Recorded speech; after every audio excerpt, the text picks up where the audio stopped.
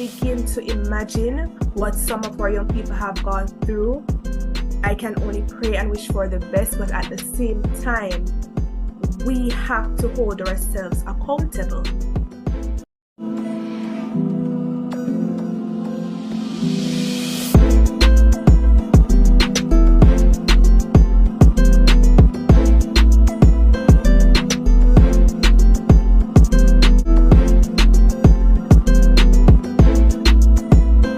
Hello, Jamaica. Hello, world.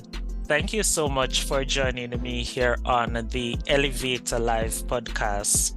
I'm your host, Odin Brooks. Here on the Elevata Live Podcast, I showcase the work that young people are doing across Jamaica. For the past couple of weeks, I have been sharing the incredible work of young people. And the aim of this program is to retake the narrative, to dispel the notion that young people are mere entitled beings. Because oftentimes the perception is that young people are not willing to work for what they want. But what the stories of the past couple weeks have shown is that young people are actually leading change in their community. Last week we heard from Future Foundation, and we heard of the incredible work that they're doing in education. And this week, it will be no different, as I have on this program Miss Brittany Bowen. Miss Bowen heads the Women for Change organization. And this again is another example of organizations being led by young people that are doing some great work. Thank you so much, Miss Bowen, for joining me here on the Elevata Live Podcast. How are you? Thank you so much for having me, Mr. Brooks. I am well, and you? I am doing great, and I'm excited to showcase stories like yours because it demonstrates that young people are activists that are leading change. So it's great to have you to talk about your organization. So share a little with us about your organization. What do you guys do and what motivated this movement? Sure. So Women for Change Empowerment Organization was founded on February the 2nd, 2018, within the community of Effortville, otherwise known as Farm. Our aim as an organization is to not only educate, but motivate and empower women of all ages. So we strive to be an entity in which both young girls and women feel free to seek advice, to vent, to feel loved, appreciated, and comforted despite the many challenges that they face. So I founded this organization because my community, Effortville, has been plagued with crime and violence for several years. And in the parish of Clarendon, it is considered one of the most volatile communities, which requires a number of interventions in an effort to save the community. So I decided to create a safe space for women and girls. Oh, quite interesting. And it is interesting that we're having this episode on the heels of International Women's Day last week. So in that context, I would want to ask you, why women and girls? Why did you believe this is an area requiring focus? It's based on my observation. I realized that within my community, normally in the ghetto, as they would say, you'd see men on the corner, rubbing out their hand middle. And I remember one day I was going to a shop within my community and I saw women doing the same. Wow. They're on the corner, they're smoking, a robot and me go just the same. And I was like, this isn't becoming, it's just something for me that it didn't sit right with me, to be honest, right? Women need a space in which they can talk about issues they're facing, because I know that a lot of women who do drugs, it's somewhat a coping method. right? You're living in the ghetto, not really one, probably the father is unemployed. So you do these things as a way of coping with all that you're going through, and not having anybody to really talk to about this. You just stay in your little bubble. And with all that is being portrayed in the media as well, I think it is important that our young girls have a safe space to seek guidance, because with peer pressure and all that is around us, it is easy to be led astray. So I think it was crucial for our girls and women, of course. Indeed, and that's a powerful response. And I think the pandemic would have shown us some of the aspects of the vulnerability that women faces, especially. So to have an organization like yours is quite important and welcomed. So at this juncture, share with our elevators some of the initiatives that your organization has undertaken up to this point. Not a problem. So since our inception, we have participated in a number of workshops, one of which was held at the St. Gabriel's Anglican Church Hall by the National Integrity Action. We've also attended a training session which was hosted by the Heart Trust Sleep Center in Kingston for International Women's Day. That was the year 2018, which allowed our members to engage in various tricycle activities. Some women even obtained certificates for their participation, and they signed up for various courses. We have also been invited to the Effortville Primary School to speak with the girls for their Girls' Day. There we visited grades 1 to 6, and we engaged the girls in one-on-one and group discussions on topics such as high and low self-esteem and good and bad touch. Okay. So for the following year, we successfully completed a 10-month training program executed by FHI 360 and USAID. Quite interesting. And what jumped out at me is that your organization has developed partnerships with quite reputable international organizations, and I would submit that that is reflective of the work that your organization is doing. So based on the initiatives undertaken so far, what is the ultimate objective? What impact do you want to achieve? I want my organization, not only myself, but I want my organization to be able to positively impact the lives of women and girls, not only in the community of Effortville or the parish of Clarendon, but I want it to be all the parishes in Jamaica. We all need a safe space. I truly believe that, especially our young girls. So at the end of the day, I want my organization to be somewhat of a home for girls who don't have that guidance that they so desperately need. So it's all about empowering and ensuring that our ladies are also educated and they're motivated. So in my opinion, I want our ladies to know that it's okay to inspire and be inspired. Wonderful. And that's a strong point to transition to my next question.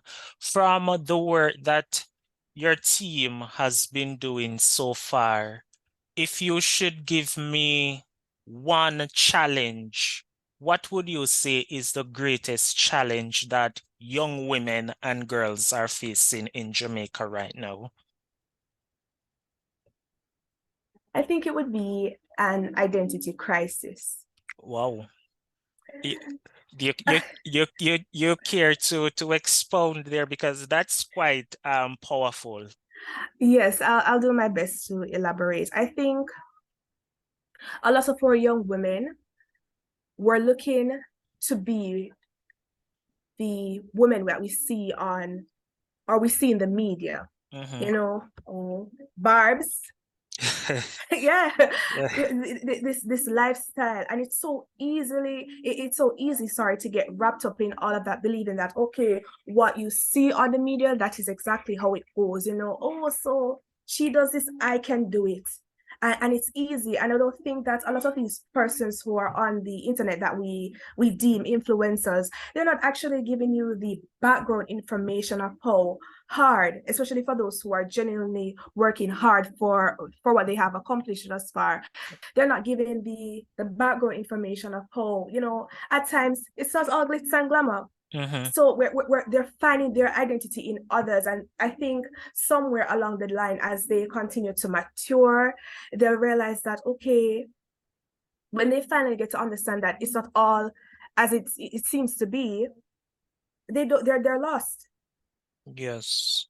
They're lost. They don't really know themselves. They haven't given, themselves that opportunity to grow, to analyze things for their own, to find out what's working for them, what's not.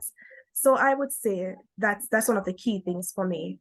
Quite instructive. So anyone just joining our discussion here, I am talking with Brittany Bowen from Women for Change. This is an organization that is focused on women development, women empowerment. And these are the kind of stories that I share here on this platform. So, Ms. Bowen, you would have just touched on some of the main challenge that you are seeing and the work that your organization is doing as it relates to challenges women are facing. But if you could point to, I know there might be a lot of successes, but if you could point me to one initiative that you feel the greatest pride that your organization has implemented, what would that be? I would have to give it to the program that we executed for our second anniversary. That was when we went to St. Monica's Home for Children in Chapelton, Clarendon. That was a big deal for us. It was actually featured in the newspaper, and it's not that it was featured in the newspaper that made it such a big deal, but it was the impact and how much joy we brought to those children. They were very happy to see us. We spent the entire day with them, and they were just looking forward to having us again. They became so open and vulnerable with us. They're telling us their stories, what is actually taking place in their lives, even at school. And it was the first time we were actually going to that home, and just to see how open and loving the kids were, it just brought so much joy to us. Wow. In fact, we went back in the year 2022 because we just wanted to let them know that, okay, it wasn't a one-off thing. This is our home too. We haven't forgotten about you. I think that is crucial for organizations to revisit, especially homes that you have donated to. We don't want to give them the impression that, okay, it's a one-off thing. It's just to show that we're doing a little work in the parish. No, let them know that you're actually there for them, and it's not just a one-off thing.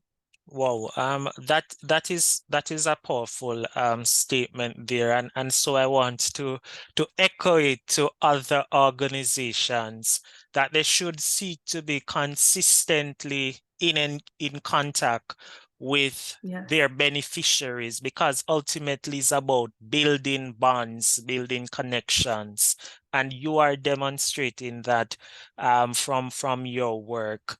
But listening to you, Brittany, you sound very as a driven person. Where do you get this inspiration, and where do you get the drive to lead this organization? I get it from my mother, and I also get it from my sisters. Even though the name is Women for Change Empowerment Organization, it's a sisterhood, and I have some of the best sisters I could possibly ask for. Wow. Especially my executive team. They're always behind me, always reminding me. If it's a case in which I fall short, I know that I have my VP I can count on, I have my treasurer, I have my team behind me. And I think that is important because you cannot do this alone. I guarantee you, anybody who is running an organization or even let me take it to simpler terms. Even if you're doing a project, you really can't do it alone. You need help. You need persons who have the same drive and motivation as you. That's important. And even if it's a case in which the persons that you have in your life are not directly linked to your organization, just knowing that they believe in you and what you stand for is also key. Certainly. So at this point, we have been talking about the successes, and there are many, but I'm sure that the successes have not been marred in challenges. Speak to us about some of the common challenges that your organization faces as you seek to execute on its mandate. Okay, so one of the major challenge for us would have been, one of the major challenge, is funding. Mm-hmm. That is a major challenge for us. And with the pandemic, some organizations are still recovering from that. So organizations that we could have, reached out to in the past, it is still challenging for them. So as a team, what we do whenever we're executing our various initiatives, we use our personal funds whenever we're lacking. So what we do is to set a budget and work within that budget so that our initiatives can be successful. Wow, that is quite selfless. And I'll just interject at this point to invite corporate Jamaica to partner with organizations like yours who are doing great service to this country. And I make that statement because I know this podcast, it has reached offices in corporate Jamaica. So it is reaching the ears of those who can assist. So contact organizations like this to facilitate collaboration and partnership. So it has been great talking so far, Brittany. So at this point, I want to hear your perspectives on what do you believe are some of the challenges that young people across Jamaica are facing today? Okay, that's such a good question. I believe our young people lack guidance. Mm-hmm. That's one of the main things. And that's why I believe that so many are led astray so easily because of lacking of guidance. The lack of guidance is so bad in Jamaica right now based on what I have analyzed. I believe that let's just be real here. Not everybody will be fortunate to come from a home in which they can get the guidance that they need. Yes. And that is a sad reality. But I've also seen and heard of stories where persons, it's unimaginable what they have gone through, but they have risen above it. Yes. So I believe that though we have a problem in Jamaica with guidance in our young people not having that stability, it is also important that as young people, we try to pull from as much positivity as we can. Certainly. Within all that darkness, there must be some light. I refuse to believe that there isn't. I cannot begin to imagine what some of our young people have gone through.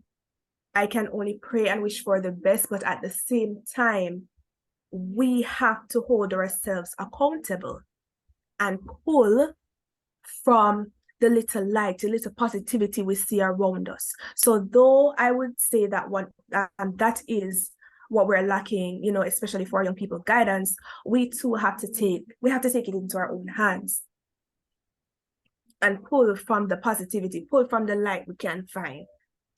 Absolutely. And that's a powerful message because oftentimes the darkness gets overwhelming. But you make the point that there is some light, and young people should try and dig deep to find that light. Quite powerful and useful message there. So talk to our elevators a little about where do you want to take this organization, Women for Change? Where do you see this organization going? Well, one of my main goals that I want to accomplish for this organization, I want us to be a registered charitable organization. That's one thing I've already envisioned for us. It's something that I am working on. I think this is a general thing for me, and I've actually spoken to persons who have their organizations registered. When you're registered, you know that you are more likely to obtain funds. Yes. Yes, so that is key for us. As I said before, that's one of our major challenge, and we can't do anything without money. That's just the reality here. Indeed. So that's one of the main things I want to accomplish for my organization. And also I want us to increase in members. That is key for us. I have seen where the organization has grown, and we actually have members in Kingston, but with our members, being all over the place at times as it relates to executing projects, they're not always there with us, especially those who are outside of the parish. So though I want to increase my members, I want to also have more members from the parish of Clarendon. And of course, we can continue to have members outside of the parish as well. Certainly.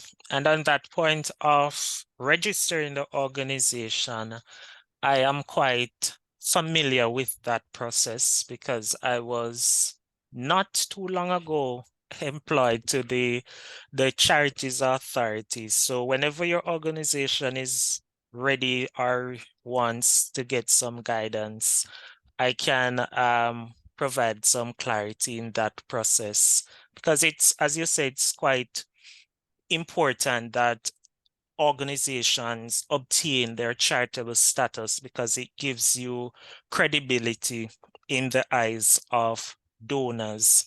So Absolutely. important there.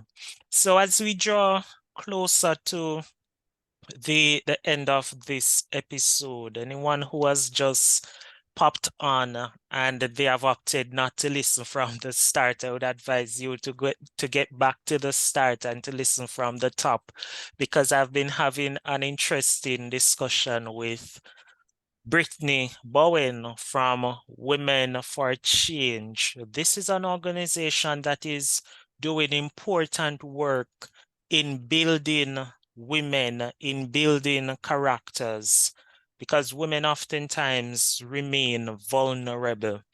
And this organization represents some hope for the future. So, Brittany, share with us what is the significance of collaboration and partnership for your organization? And talk to some partners that you would want to work with in the future. Certainly. So partnership has played a key role in my organization's success.